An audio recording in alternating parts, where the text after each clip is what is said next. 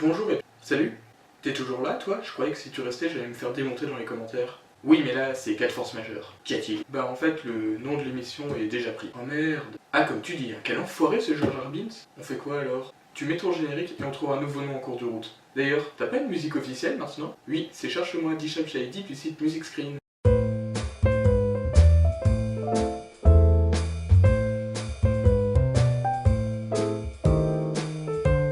Bonjour à toutes et à tous et bienvenue dans cette vidéo qui parle de cinéma. On note ce titre pour l'émission?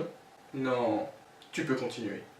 Aujourd'hui on parle de Lucie, le dernier film de Luc Besson qui depuis sa sortie en salle provoque des réactions très variées allant du j'ai adoré au j'ai détesté. Alors j'ai décidé de faire une petite vidéo pour dire ce que je pensais du film. Mais je sais ce que vous allez me dire, tu arrives un peu après la guerre avec ta critique. Sauf que cette vidéo n'est pas une critique, c'est une contre-critique. Pour faire simple, dans cette vidéo, je vais répondre à quelques critiques faites au film qui, selon moi, n'ont pas lieu d'être. Et on commence maintenant. Le film est court. Oui, il est court. Et alors? C'est pas la longueur d'un film qui fait sa qualité. Vous pensez que plus c'est long, mieux c'est? Oh. Le film est un crescendo. Dès le début, on sait que Lucie atteindra les 100% d'utilisation de son cerveau, et toute la question est de savoir ce qu'il se passera quand elle sera à 100%. La courte durée du film lui permet d'avoir un rythme effréné du début à la fin. C'est un florilège d'effets spéciaux et d'action qui va à pleine vitesse sans laisser redescendre le spectateur de l'état d'excitation que lui procure le film. C'est ce que j'appelle l'effet Fight Club. La fin de Fight Club arrive d'une manière tellement subite qu'elle nous souffle carrément. Et le fait que le film s'arrête juste après le dénouement sans qu'il y ait de scène de conclusion renforce davantage cet effet. Et ça, Lucie le fait parfaitement bien, et le fait que le film accélère sans interruption à partir de la moitié renforce énormément cet effet. Certaines personnes prétendent que si le film est court, c'est parce que Luc Besson veut battre le record de Bienvenue chez les Ch'tis. Lucie a rapporté 400 millions de dollars au box-office mondial, et c'est seulement le 4e plus gros succès de la carrière de Luc Besson. Donc, je pense qu'il n'en a un peu rien à foutre de Bienvenue chez les Ch'tis. Donc oui, le film est court, mais ça lui permet d'être super speed, et ça, c'est bien. Le film se prend trop au sérieux. Moi je pense que le film ne se prend pas au sérieux. Sérieusement, le secret de la vie tient sur une clé USB. À moins que le secret de la vie ce soit ça. La science. Quoi, vous vous plaignez que le film ne soit pas vraisemblable scientifiquement? Mais on s'en fout qu'un film ne soit pas vraisemblable scientifiquement. Je vais prendre un exemple. Hypertension, ou Crank en VO. C'est un film qui nous raconte l'histoire d'un tueur à gages, interprété par Jason Statham, qui se voit administrer une drogue qui le tue s'il ne maintient pas son taux d'adrénaline assez haut.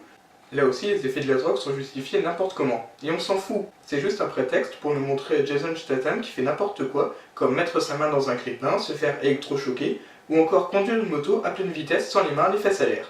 Sauf que dans Lucie, on ne voit pas les fesses de Scarlett Johansson. Ce jingle appartient à une autre émission.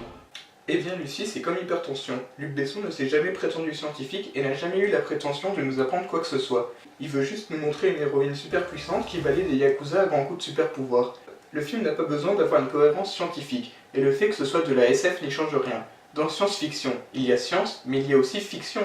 Dans Star Wars, il y a plein d'incohérences scientifiques, comme les sabres laser, les vaisseaux qui font du bruit dans l'espace, ou encore la vie qui est évoluée à des milliers d'années-lumière de chez nous, jusqu'à donner des êtres qui nous ressemblent autant. Mais personne ne critiquera Star Wars à cause de ça. Le cinéma se suffit à lui seul. Personne ne peut reprocher à un film de ne pas être cohérent scientifiquement ou historiquement, puisque seule sa cohérence interne est importante.